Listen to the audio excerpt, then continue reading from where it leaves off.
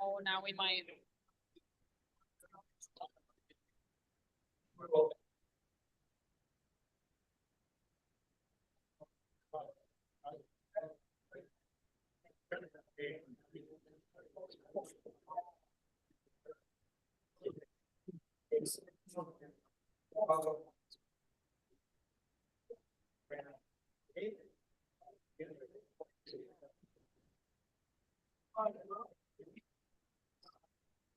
Morning, everyone.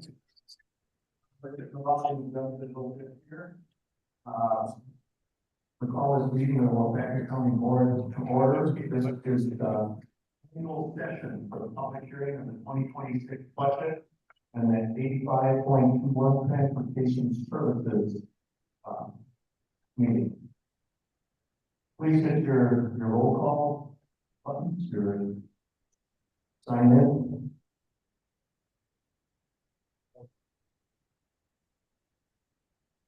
Everybody working?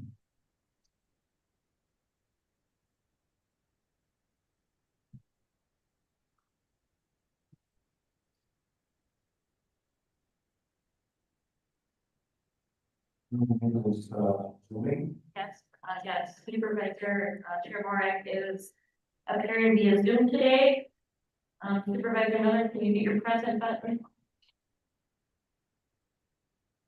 Supervisor Hardy? Yeah. Okay.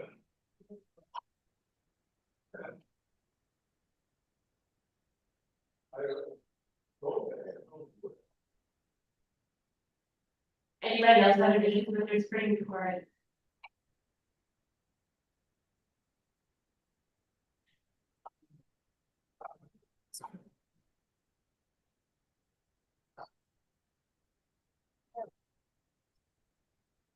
Okay, it resets, you're gonna have to do it again, I apologize.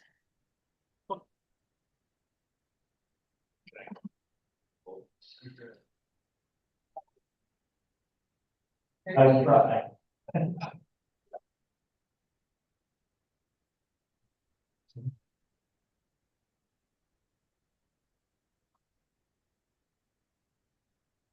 Okay, roll call will show that we have 22 members present and 5 absent.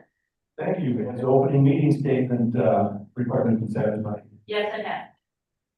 Okay, please, join me as we stand for meditation and the pledge. Remembering those veterans who have served our country and protect us.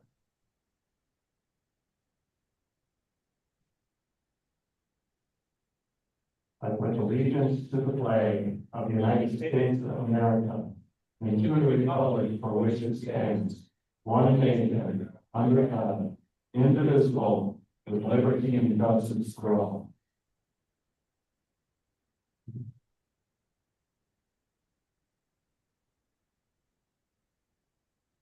So we need a motion on the agenda.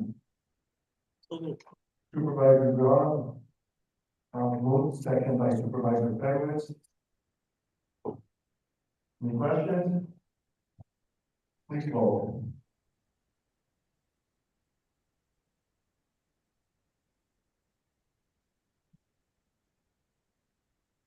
Supervisor Moran, how do you vote? Aye.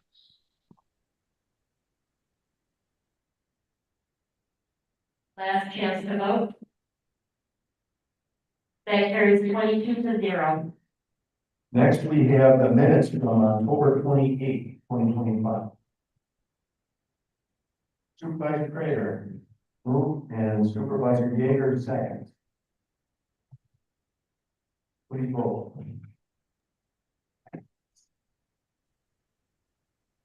Supervisor Moran, how do you vote? Aye. Last chance to vote. That carries 22-0. So next on the agenda is the public hearing on the proposed 2026 budget and the 85.21 transportation services. Looking for a motion to open the hearing. Supervisor Boswell. Moves, and Supervisor Zog, second. Hearing is now open.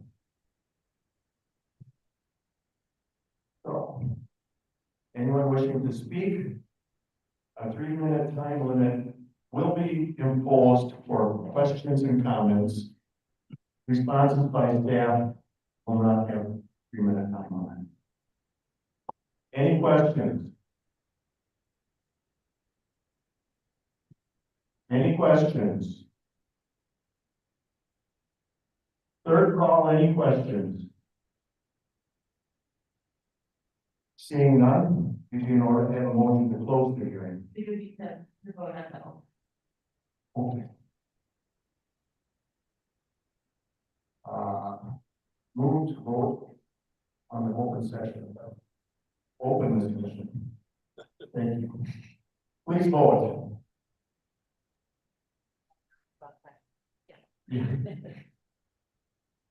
Supervisor Moran, how do you vote? Aye. Last chance to vote. I'll call for questions 3 more times. Be on the safe side. Any questions on the proposed 2026 budget and the transportation services? Second call, any questions? Third call, any questions? Seeing none, now we're in order to have a motion to close the hearing. Thank you, Supervisor Dodd, second by Supervisor Yeager. Motion to close the hearing, so please vote.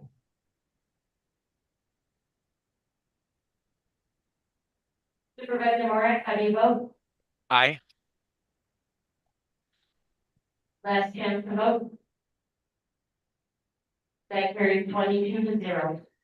Just want to thank everybody for doing their homework and making the budget work. Next, we'd like to turn it over to Sheriff Wills. I'd like to report the present.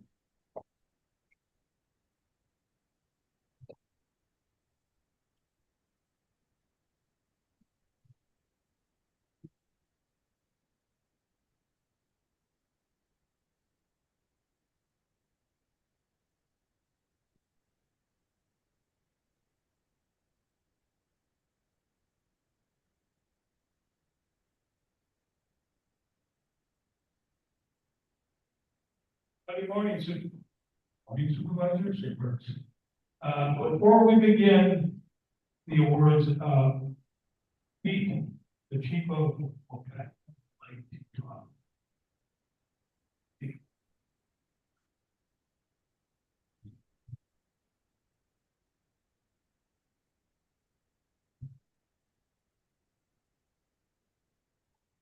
Good morning, everyone. Good morning. Real honor to be here to recognize an extraordinary event. An act of courage, quick thinking, and teamwork that literally saved a life. We're here to honor these 3 incredible people. A citizen who stepped up without hesitation. A deputy who went back to county sheriff's office. And one of our officers who went back to police department. Each played a vital role, and together they showed what can happen when preparation, instinct, and compassion come together at the right moment. On August 22nd, 2025, someone's life was in danger. Those minutes could have changed everything. But because of these 3, tragedy was prevented. The citizen, Dan Naylor, acted immediately, without hesitation, just doing what was right.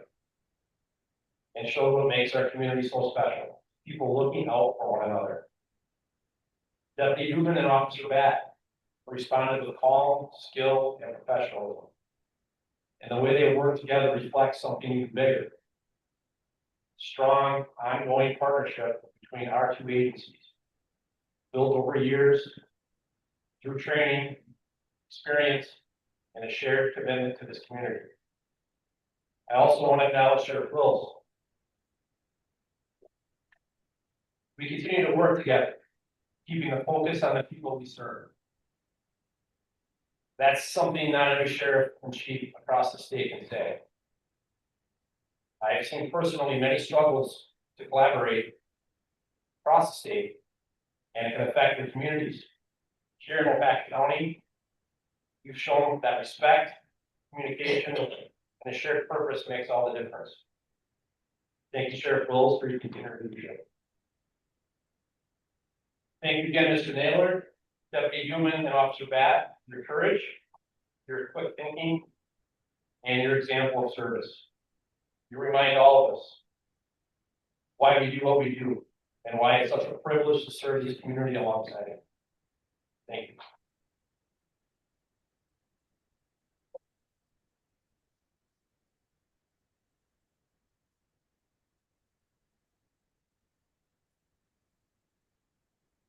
Thank you, Chief. So we will begin on Friday, August 22nd, 2025. County Communication Center received a 911 call from Baker Wiggly, the city of Louisiana, reporting a male with fallen struck his head and was unresponsive. Law enforcement and medical personnel responded. Officer Matt Back, Officer Paul Jensen, responded to assist. Also along with that is Deputy Newman, Full Background Sheriff's Office. Our citizen who received a award today, Dan Nyler, was performing CPR and fellow law enforcement did it with. Deputy Newman and Officer Matt Back entered the store and Deputy Newman began CPR. Officer Matt Back applied the AED, the adult male. The AED analyzed the patient, provided instructions of no shot advised. Continue CPR. Officer Matt Back recognized the sign of potential opiate overdose and delivered a dose of Narcan for the patient. Full cross paramedics arrived and took over the patient's care. The patient regained a pulse, was transported to the community care medical center, and later airlifted to another hospital. The immediate action of citizen Daniel Naylor, my left, to initiate CPR and continue CPR until law enforcement arrived, minimize the time between the collapse and the restoration of a pulse. Deputy Newman and Officer Matt Beck conducted CPR, AED application and analysis, and Officer Matt Beck resuscitated the patient, who would have died had these individuals not been present at the scene.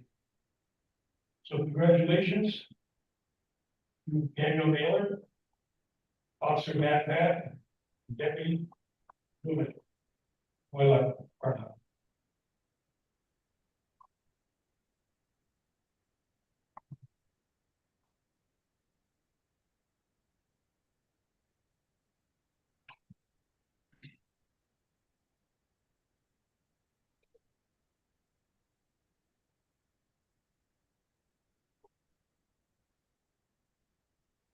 I present this life-saving award to Daniel Naylor.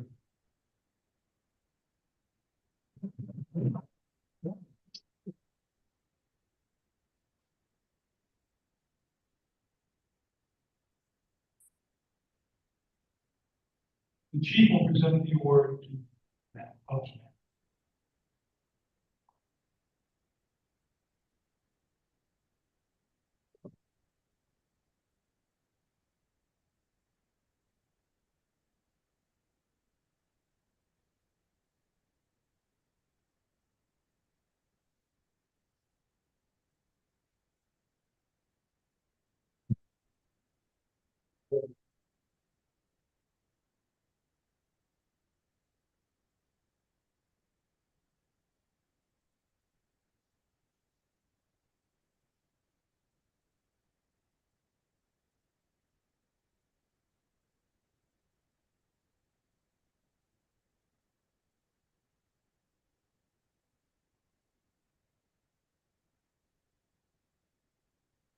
Thank you for your testimony.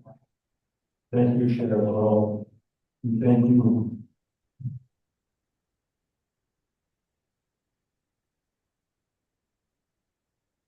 Next on the agenda are the resolutions. Resolution number 23, 2025-2026. Then Wolfpack County Court of Ordinance number 45 of the General Code of Ordinances. Plan. Now therefore, like this help, that the Wilmington County Board of Supervisors adopts an ordinance amending the comprehensive plan as originally adopted in ordinance number 45 and has been from time to time amended as follows.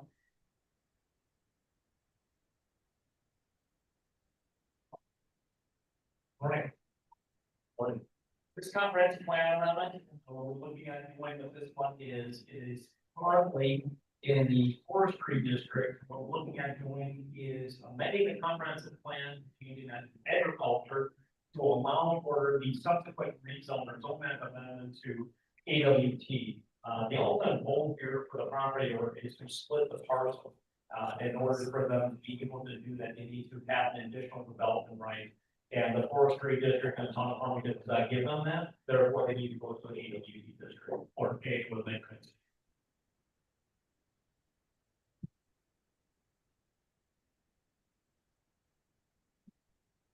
Is there a motion on the comp plan amendment? Supervisor Hardy. Supervisor Wells seconds. Hardy moves, Wells seconds.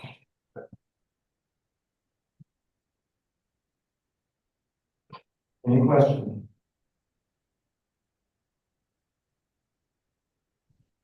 Seeing none, go ahead and vote. Supervisor Morak, how do you vote? Aye. Last chance to vote. That carries 22-0. Next on the agenda is resolution number 24, 2025-2026.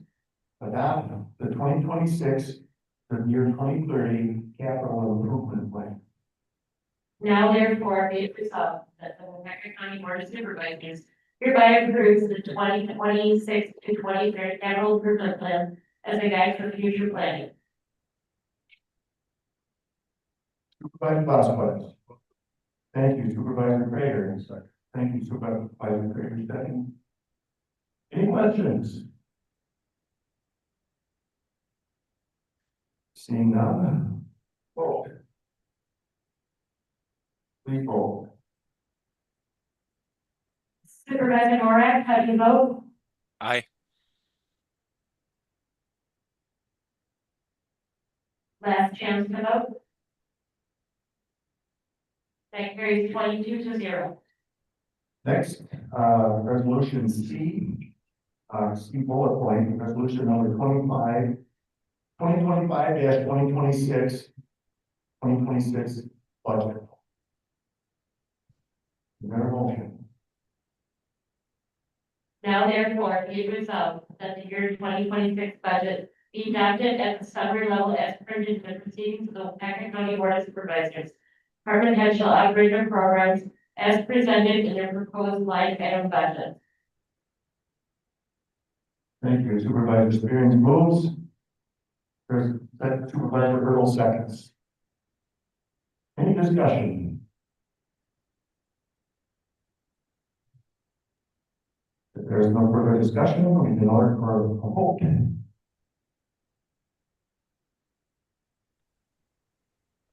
Supervisor Morak, how do you vote? Aye. Last chance to vote. That carries 22-0. Next is resolution number 26, 2025-2026 donation acceptance. ICC Events LLC, Sheriff's Office team. Now therefore be it resolved that the Wilmington County Board of Supervisors accepts a donation in the amount of $1,000 from ICC Events LLC for the above stated purposes. $1,000 will be placed in a donation restricted account. Moved by Supervisor Cease, second by Supervisor Mock. Any discussion? Seeing no discussion, go to Mr. Fulton. Supervisor Morak, how do you vote? Aye.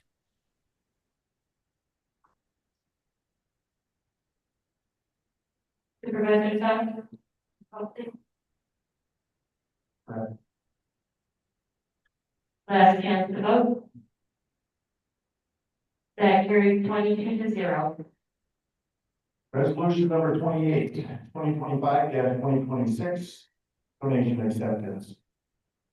Now, Oh, go ahead, Chris. now therefore be resolved that the Wolfhampton County Board of Supervisors accepts a donation in the amount of $1,500 from Little Black Dog Design LLC for the above stated purpose. Supervisor Hart. Thank you, is there a second? Supervisor Eisenhower seconds. Any questions? Please vote.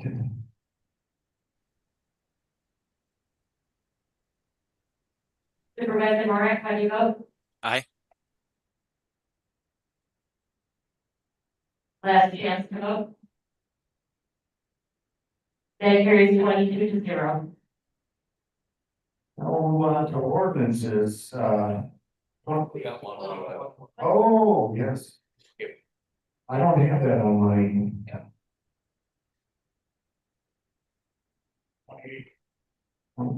Skip 20. Resolution 28, 2025, 2026, donation acceptance.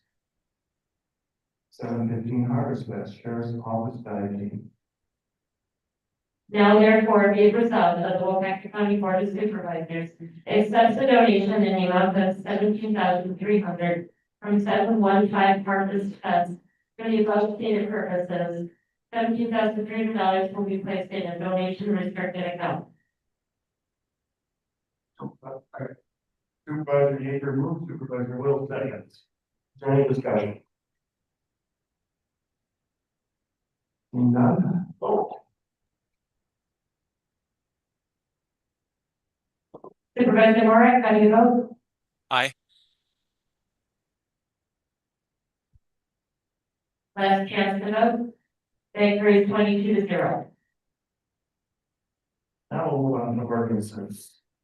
2025-838, amendment to chapter 34, petition number Z 013-2025, Town of Farmington, James A. and Diane B. Bush for zone map amendment from the private recreation and forestry EVRF to agriculture and woodland transition AWT on approximately 18 acres. So this is a companion action to one that we just took on the plan in Farmington. So this is going to be changing that parcel from that EVRF or private recreation forestry to AWT or ag woodland transition. Supervisor Reynolds.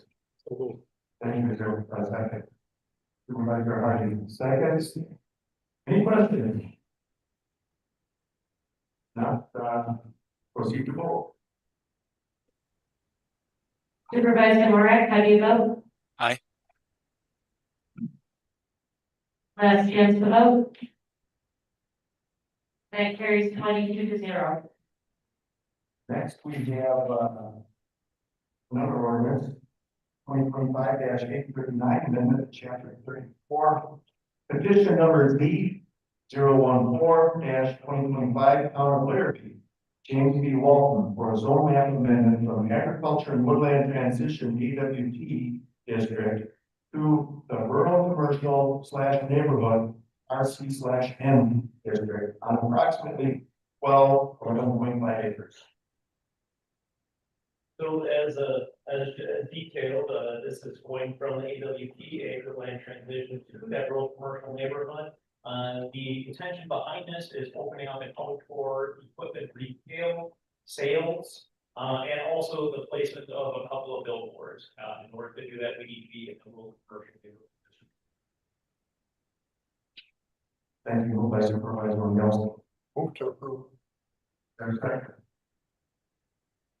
Supervisor Zog seconds. Any discussion?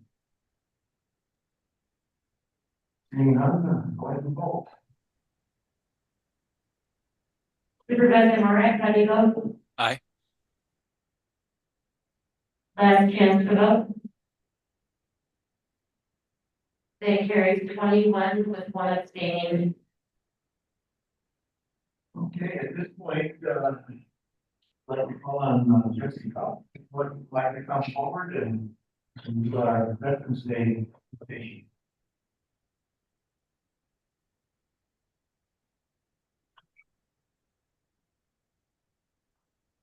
Morning. Morning. Thank you. As all of you know, yesterday was Veterans Day, and I'd like to thank Chair Borak and Vice Chair Nygaard for inviting me to speak to you a little today about Veterans Day. And if I could ask if you're able, if you're a veteran and you're present with us today, if you could stand and be recognized. Who among us is a veteran? Could just have a moment of thanks and honoring these veterans.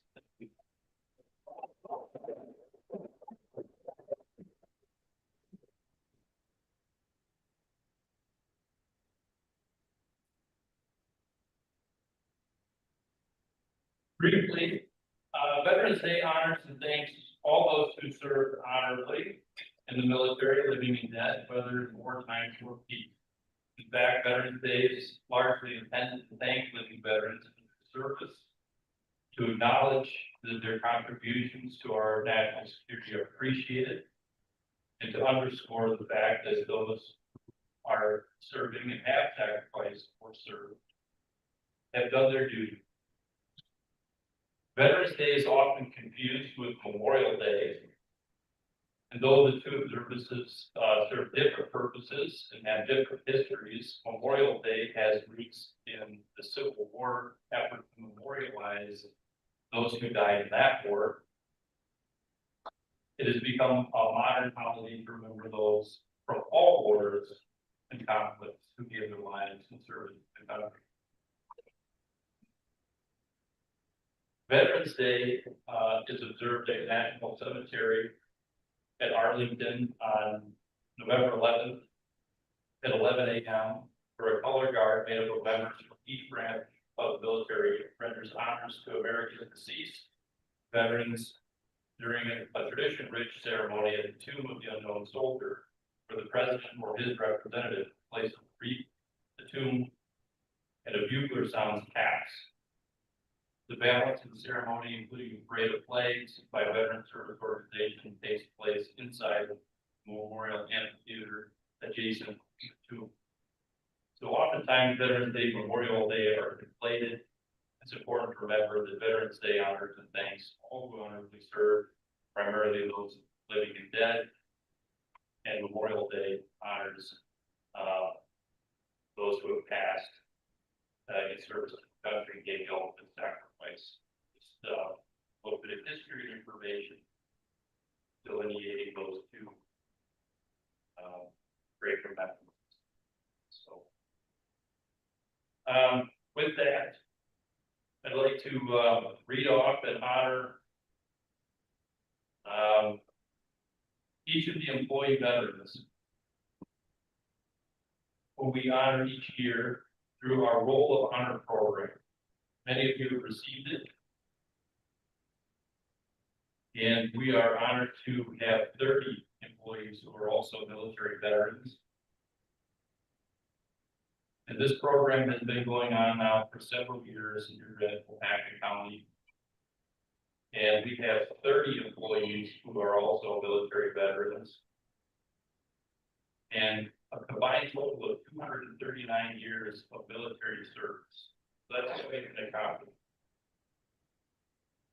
And if you take a look at social media, you'll notice that the Waupaca County Sheriff's Office did a wonderful job of pulling out their particular group of service members, and they honored their individuals in particular. The Waupaca Police Department did a similar honoring. Bring Casey up here shortly. He's going to honor this particular individual here today that works with him. And we encourage each department to do the same thing. And it's just this program is on a wonderful tradition of honoring each department, taking and honoring their employees individually. It's growing and doing a wonderful job of that. So I'll read each one of these names, and I encourage you to take a look at these, and we have some supervisors in here as well. I'll note that there is an asterisk next to the names of some of these individuals, and you'll note at the bottom that those asterisks represent something special.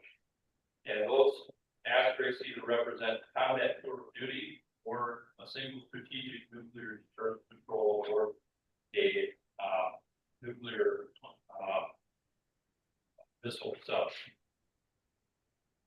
So submarine either with nuclear deterrence, strategic nuclear deterrence, or attack. AC Fire Door. Haley Sorry. Jason Lawson with the tour. Jessica, the tour. Jason DeGuy. Lindsay Dirks. Megan Dutch. John Francis. Jessica Fryer with the tour. Eric Fritz with the tour. Jim Fritz. Mark Gay. Aaron Garcelon. Justin Geiger with the tour. Ethan Grover. Joseph Hansen with the tour. Kevin Haas. Elizabeth Heshke. Craig Hockenstead, 6 tours. Daniel Lockett. Steve Long with 2 tours. Michael Borge. Daniel Mahan. Dave Morak with the tour. Lee Muck. Kelly Pierce. Christina Foodie. Jeff Simons. John Ferens. Daniel Weirs with 239 years of service to the country and continuing serving their community here in the county, and some with still continuing service in the Union Guard or National Guard Reserve. So once again, if we could have a round of applause for these wonderful employees.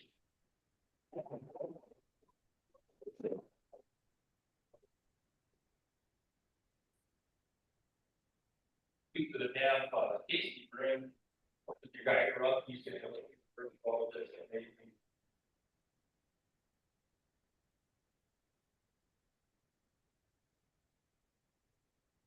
All right, I'm fortunate not only to be in the position of serving along with many soldiers, airmen, and military folks, but also to present just a brief of what we're going to do at our highway committee meeting next week, Thursday, which is pass a resolution of which we do similar for retirements and stuff for our employees. I want to recognize Justin Geiger, more than a soldier, he's a father, an employee, a friend, a lieutenant on the fire department in Clintonville. He's a jack of all trades, and we're fortunate to have Justin working for our highway department now for about 7 years. So I'm just going to read off the resolution that the highway committee will pass formally next week, Thursday, and Resolution 25-003, thanking highway employee Justin Geiger for his service to his country. Justin served as a middle paid chief staff sergeant at Camp Beering, Kuwait, which sounds like he might have made sure soldiers got paid while they were deployed. So it's a good thing. Whereas Equipment Operator 1, Justin Geiger, was called to active duty for deployment to Kuwait from January 2025, or from February 25 to October 2025. And whereas Justin served with the rank of Staff Sergeant and was an asset to the United States Army Administration located at Camp Beering, Kuwait, underneath the command of the 153rd Finance Battalion. And whereas Justin returned to employment with the county in November of 2025 after a successful tour of duty. So he's only been back for a week and a half. So pretty cool. Now therefore it be resolved by the Wapaka County Highway Committee that the County of Wapaka hereby extends thanks and appreciation to Justin Geiger for his service to his country as a staff sergeant in our military forces. And then it will be recommended by the chair and highway commissioner. So with that, we have a recently returned veteran. Went with the unit out of Wausau, and in the finance department in the military. So it's crazy being overseas. What he experienced was a lot of heat. I'm assuming. If there's anything you'd like to say, you can, but pretty shy guy, operating for us, within our highway department. So thank you, Justin Geiger.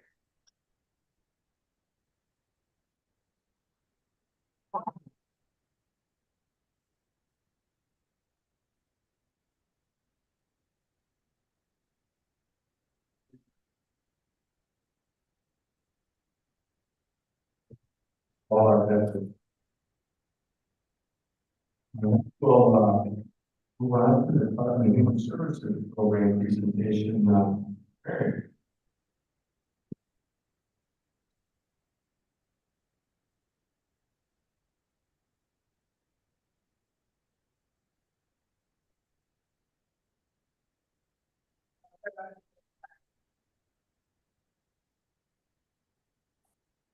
First, I would start by thanking Brennan and Ellen and our veterans. We get to stand here and live the lives we do and do things to do as part of the efforts of those. So those like to first acknowledge that. Second, thank you for the opportunity to our planning board here to be able to present today. We know that the work that we do is important. We know that the work all departments within the county, all of the things are important. So to be able to stand here today, in her role as deputy, my role as director, to be able to detail a little bit about what that looks like is brings great value to us. And then lastly, I'd like to thank certainly our staff, the other department heads that we intersect with day in, day out in our community for the support. I've often said in our team that we are doing the services, but we don't function in our space. We rely on our community partners, we rely on other department heads, we rely on people, usually one that it is that we do. So with those things aside, and then I just like to do one housekeeping matter before we start. So our management team and our staff provided or prepared rather 2024 annual report. That report is a place before a number of you. For those who maybe you may have missed, I have some extra copies of here, certainly can provide that inclusion of our transportation. So for purposes of today, Kim and I will kind of talk back and forth. We'll team this particular presentation. So with that, I will turn over to Kim to just give a talk.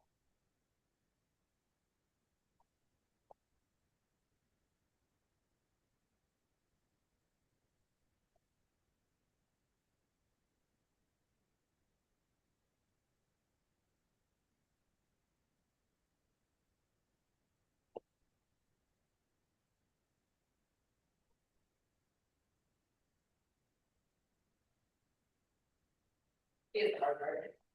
If it does get difficult, just let me know and I'll sit down. It's hard to see really good. You guys tell me if I'm not in the right place. So we're gonna get launched here, just acknowledging our vision, our values, and we have a lot of elements that help us operate. I will read it, I think there is no other better way to explain where it is. So our vision is to help the people of Packer County to be safe and connected by attending to their basic needs. We engage and build people's natural support network in the helping process. Because together we are stronger. And then our values, the services and engagement we provide meet the standard of compassion we would want for our own families. We understand many people need try to resolve the adversity that they have experienced, so we respond to those needs in a trauma-informed way. And we'll go more into what trauma care is.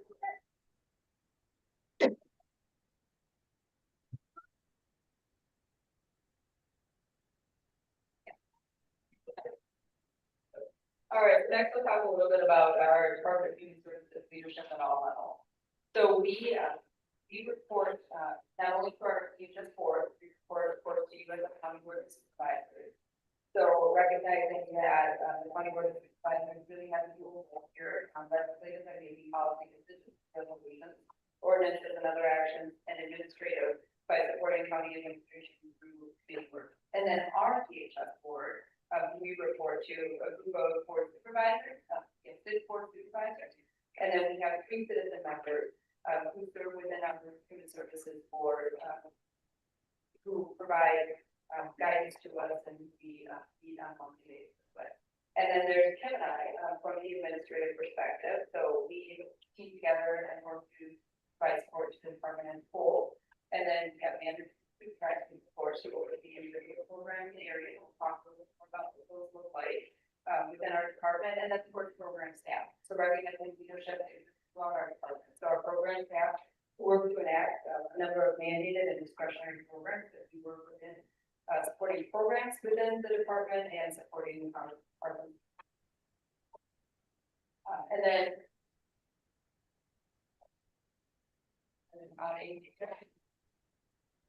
okay, all right, and so, I give, some shout out to our human services board members. Again, we had 7 total, so those include, our chair, Kevin Will, our vice chair, Staff Chasky, and the supervisor is here as well today, and we also have supervisor Cam Looker, and then we have, supervisor Amy Strickland, so Amy here as well today, and then supervisor Kim, and we likewise have, citizen members, so Jody Bob, Dr. Kelly Chillo, and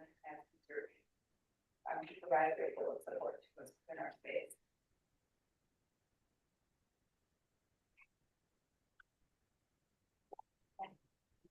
I can go. What did you have? I don't know. Thank you. Monthly plan, right?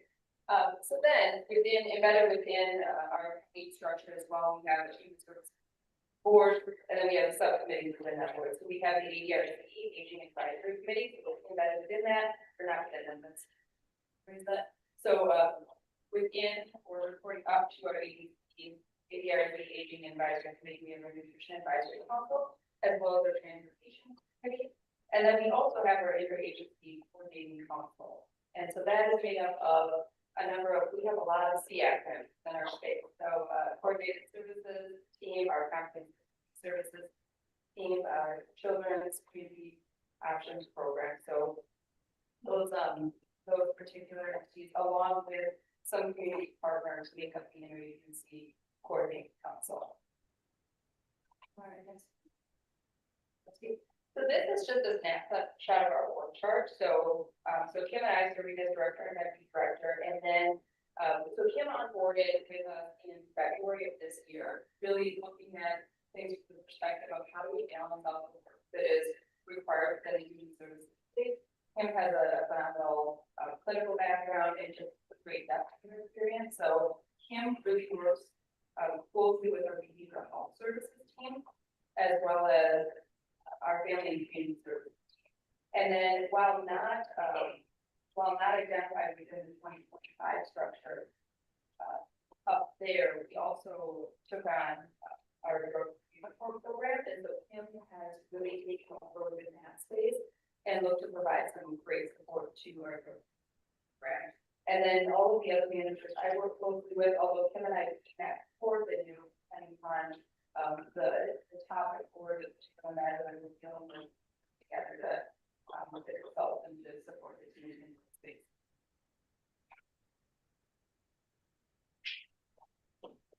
So trying to inform here, so the best way that I believe to describe what that means is that if you guys are all sitting next to someone, do you know everything about that person, their background, how they grew up, right? The hardships that they may have sustained.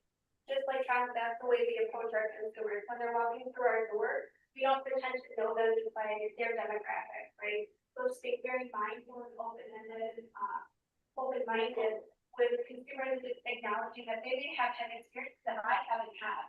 So just being really sensitive to that, to make sure that they, with the goal of providing psychological, physical, and emotional safety, that we provide services. It's kind of use the phrase like, it's not what's wrong with you, but like what happened to you. We just get very curious about that.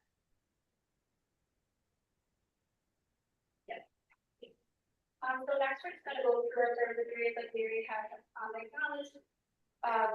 DHS, we have a lifespan, right? We have individuals from birth until end of life. So it is a broad range of services, we'll do our best to go through them. And not take up too much of your time, but I really do welcome any of you who have additional questions about any of these programs or numbers or what that interaction looks like. Please feel free to stay after for more questions. We are always more than welcome. President that are interested to learn more. It's hard to, with such a broad lifespan, it's hard to create like a snapshot. But we are going to kind of, you can read on the screen kind of our service period. We'll go through alphabetically. And Mary will start us off.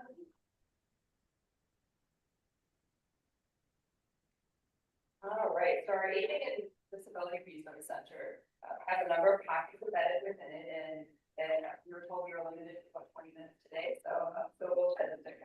We're kidding, but we'll stick within a space. And again, as you indicated, if there are additional questions, we have a number of managers with our team and other staff who would love to hear questions and love to talk more about what it is that we do out. So our Aging and Disability Resource Center is really one place to go for all questions about services and support for individuals over the age of 60 and adults with disabilities. Free service, EDRC, our team provides information on support services individually as determined by the questions or needs as they come to us. And then we have intake for adult protective services reports as well. So with that, I'll just touch a little bit on our caregiver program. So focused on support to caregivers, assisting family or friends in the community. Program support is individualized based upon the caregiver's needs.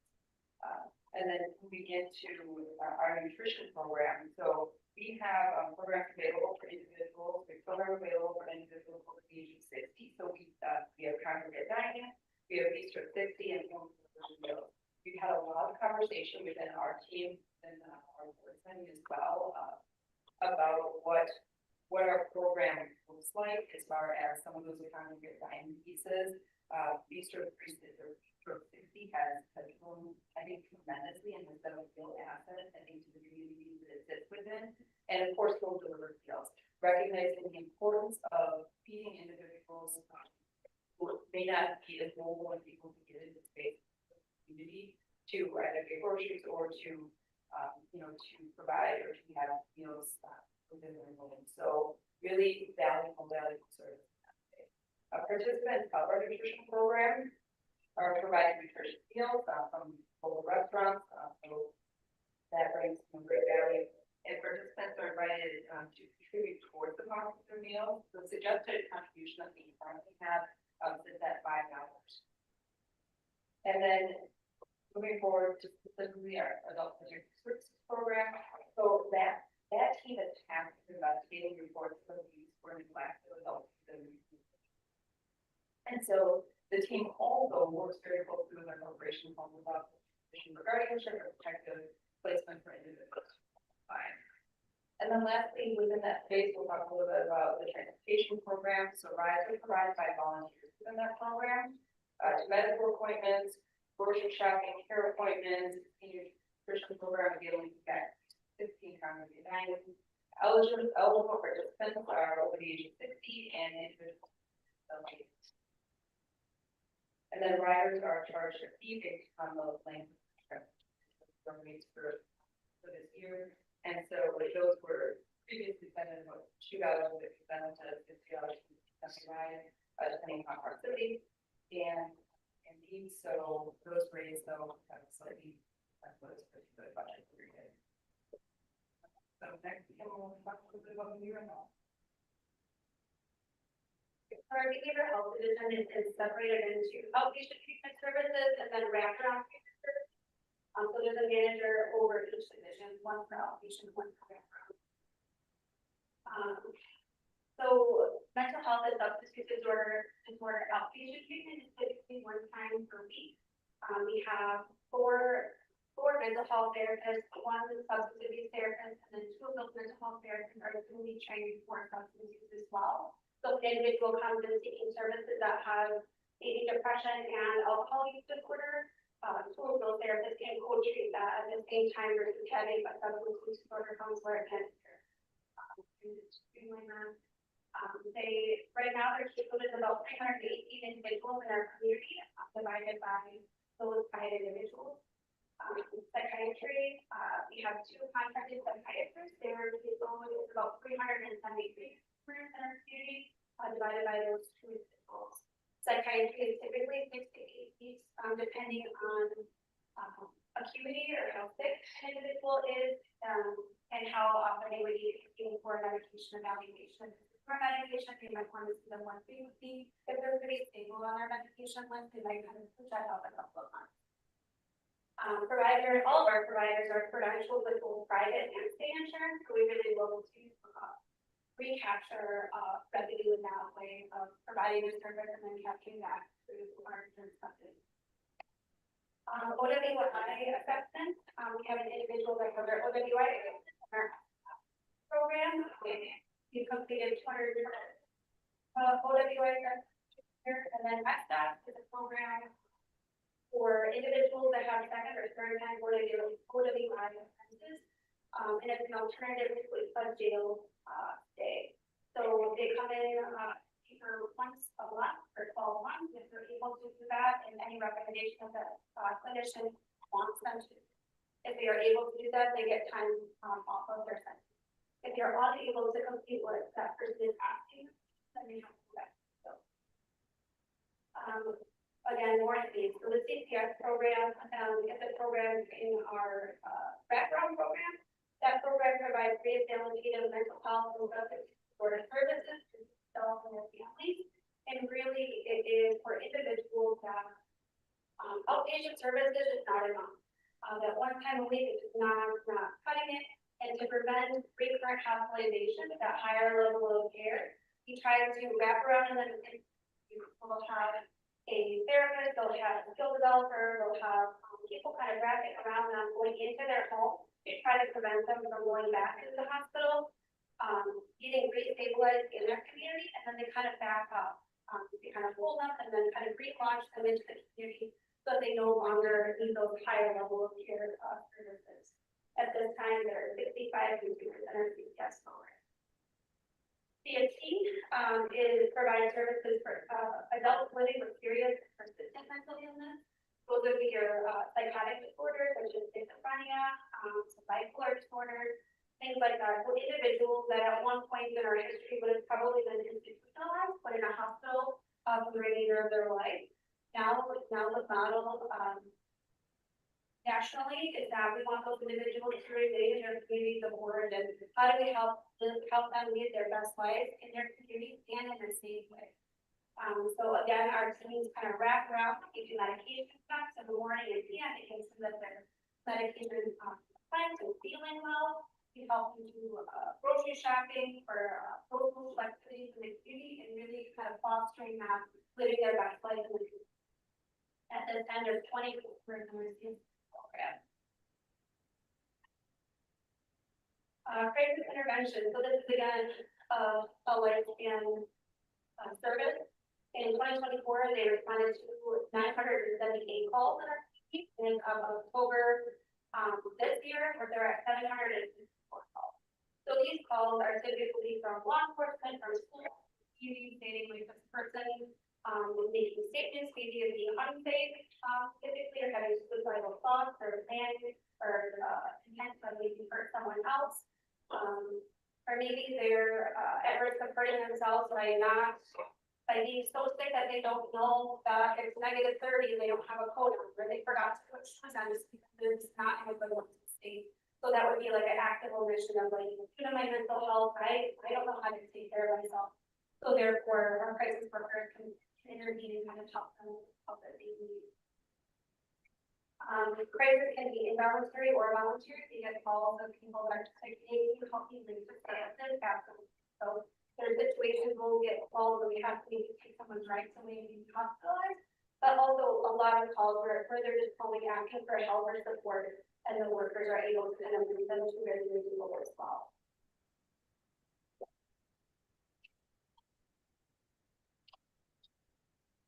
Right, so shifting a little bit into our business operations, and so when I stood before our front door last year, I had made reference to the first staff to greet our visitors.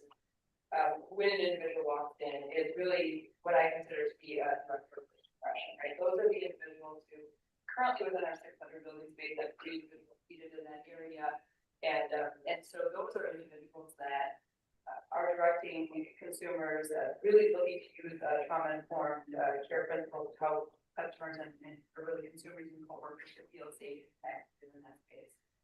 They support various program areas for things like line registration, data entry, purchasing, mail processing, scheduling, typing, filing things, photocopying, really a variety of clerical needs, data.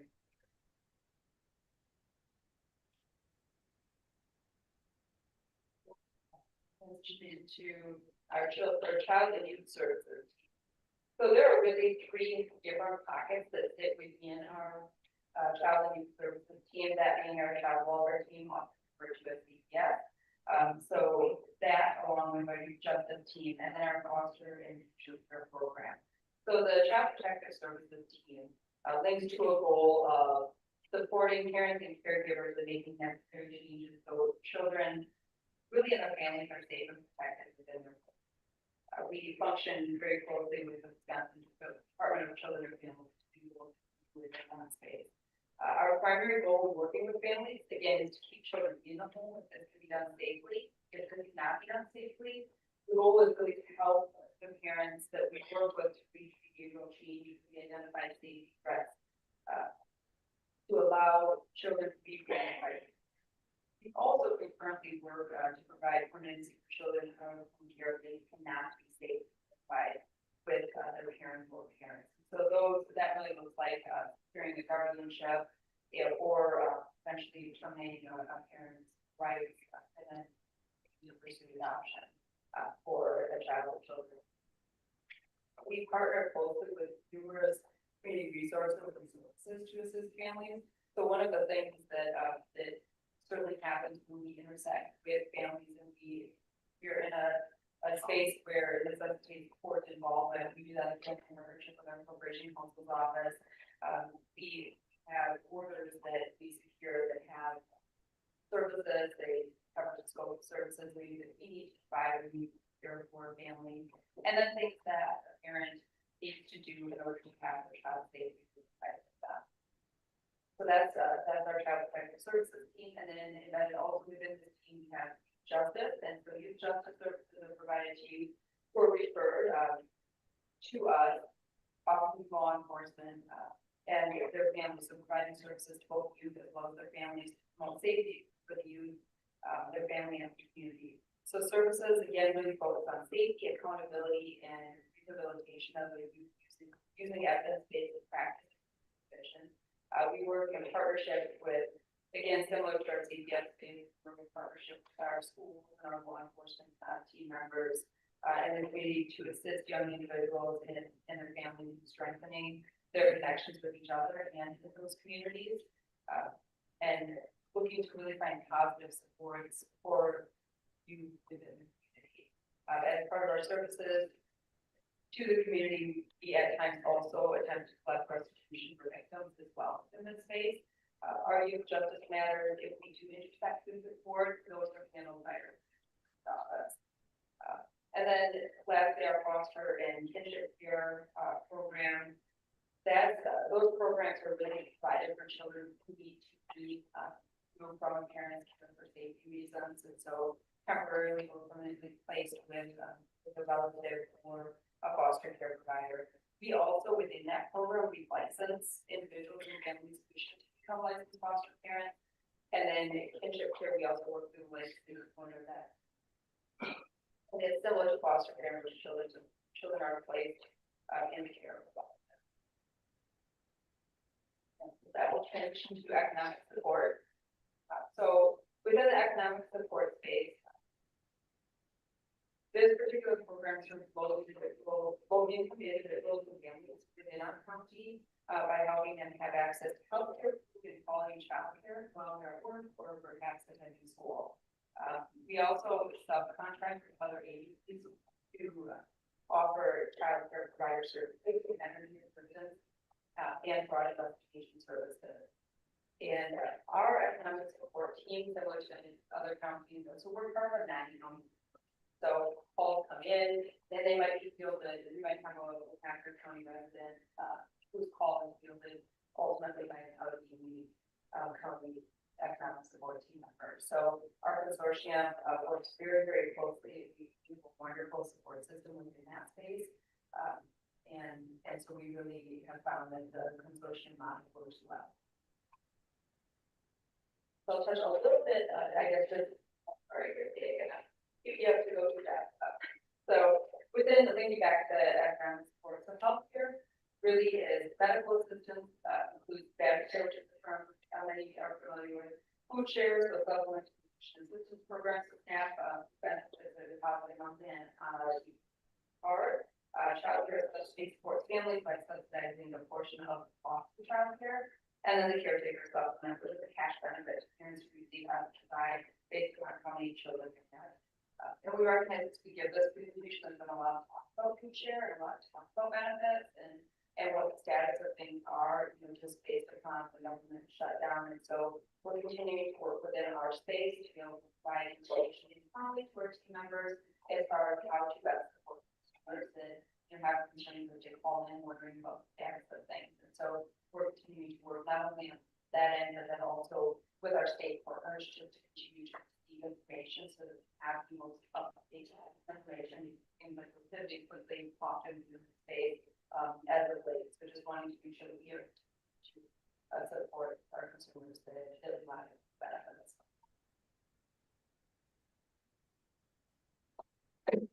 All right, figure out how we can, just like Costco, the little sugar rush, it's a lot, right? So family community services, so this division really works with individuals, mostly little with, related or special needs and kind of getting them the services that they need. So starting with Purpose of Three for early intervention, they support kids 0 to 3 with developmental delays or disabilities through family-centered, home-based services. So again, staff are going into these homes and teaching kids their speech, physical therapy, and case managers, and kind of launching them in a way where they can be successful when they get to that school age, so that if there are identified delays to the pediatrician, that we're trying to help them catch them. So there's not more significant delays when they get to that school age. Next, children in the community options program, another all CPAC is what is to be help family and pay for goods and services for kids birth to 22 with disabilities. So they help them pay for things that maybe insurance won't pay. To just help them again live the life, their best life, whatever that looks like, whatever is preventing them from maybe participating in activities of kiddos like their maybe typically developing that they could be in their home. Next, PLTS, Children's Long-Term Support, provides services to children birth to 22 with physical, developmental, or emotional disabilities.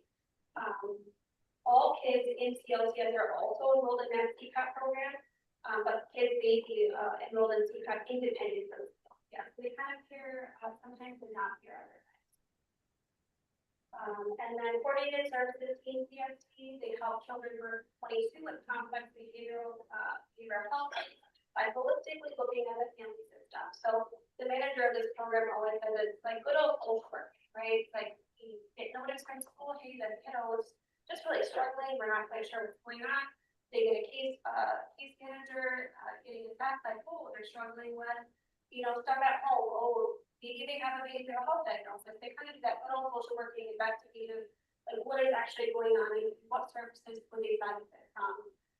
That's usually like our first line of defense with all of these programs, kind of walk the stairs, they say like CST kind of that step one, and then kind of start walking up the steps to that one.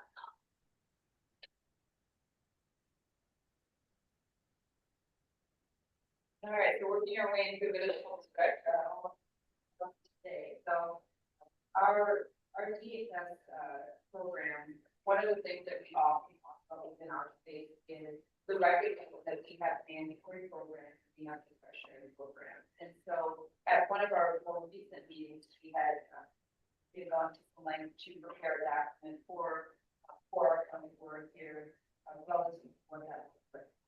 So a number of our programs are statute. And so what that means is we as a county have to provide their services, and then there's a framework for services. But some of our programs have standards that, really some are based upon, what our statutory authority that can look like. So when we think about both our revenues, which sit here on this slide, as well as our expenses, on the next slide, some of those mandates that we function within are what we call supported, funding mandates. And so some aren't. Sometimes we're told to do and provide extra fiscal, we have funding to pay, and then other times we don't. So this is a picture of our revenues for 2024. And so we sit just over $14 million with our various revenue sources. So our programs, we're doing time studies. So we're doing a lot of work, or we're billing customers based upon time capture for the specific amount of time that that can be done. So we've done work to make sure that within our huge space that we are providing revenue cash flow partnering for finance in that space. So that really leads to fees billing, and it really specifically capturing grants. We're always mindful we never hide the grant out. There are a number of them coming from the state. We have done, I think, a nice job of being in spaces where we're always, getting ourselves on reserves and really trying to maximize and capture that. So this again is a picture of 2024 revenues, and then the following slide is a picture then of our expenses. So we have various pockets of expenses that are supposed to categorize. You'll see when we look at this particular snapshot from 2024. We are having, we have the services that are mandated of us required, and so we have personnel expenses then, which support then the compensation of those that fit within the various service areas. We also, and one of the things we talked about quite a bit with our board as of late, quite a bit, but it's been an agenda item that has been communicated about our replacement costs, and some of those costs they continue to trend upward, not only within our child welfare and justice space, but also certainly within the health space and the hospital space. So really being in our space mindful of what those costs look like, recognizing that a large pocket of budget and our expenses on an annual basis in areas. So then, in essence, wraps up what I have for you today. When Kim indicated when we started, if there are questions, certainly happy to take those now, or if Mary, it's too bad my mind goes to fiscal numbers. But on your economic support service page, before you print any more of these, the changes on the top line and the bottom line are wrong. So just correct those, please, would you?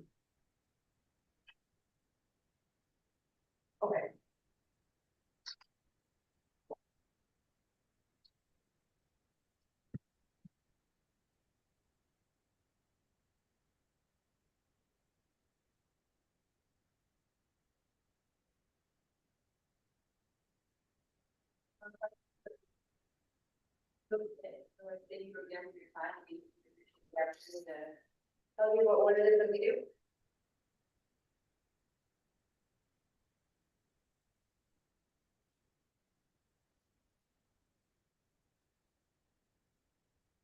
Okay, my light went off here, so I'll just try and speak up. If everybody can hear me. Thank you for that report. There's a lot going on there. So, I'd like to thank Supervisor Ritchie for the tips today. It looks like he was up all night making. Thank you very much.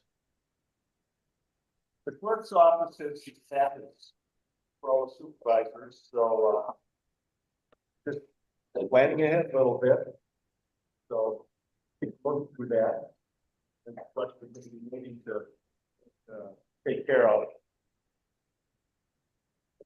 Okay.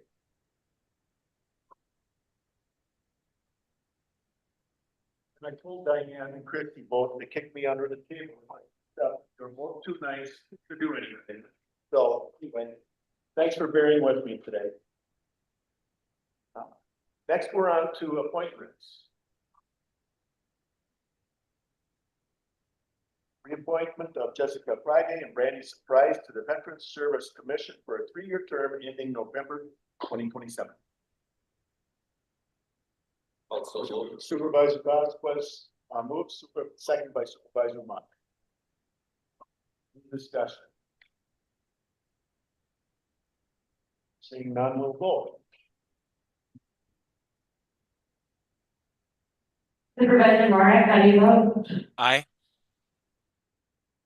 Last chance to vote. That carries 22-0. The next appointment is reappointment of Michelle Frola to the Owls Board of Trustees. That's the Outagamie Wapaka Library System for a 3-year term beginning January 1st, 2026. Moved by Supervisor Brissett. For a second. Supervisor Krager. Any discussion? Seeing none, we'll vote.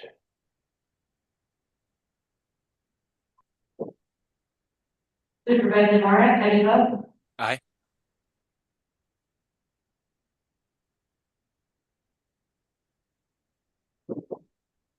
Last chance to vote. That carries 22-0. Do we have any announcements or correspondence? I think you took care of it, the packets on your desk. If you guys have any questions, feel free to stop by my office or give us a call. We'll help you with the dates and times for those deadlines. There's also a calendar there for you from Wisconsin County Association with the beautiful pictures for the 2026 year. And then the other item that I do want to mention, the President County Board is 1 week earlier. You notice you did not get your pay stubs for your per diem for the year or for the month. That actually takes place the 3rd Tuesday of the month. So that'll be next week. So we'll send those out now. That brings us to the end of the published agenda. On the agenda is to adjourn. I so move. We are adjourned. Thank you, everybody. Good luck in the meeting.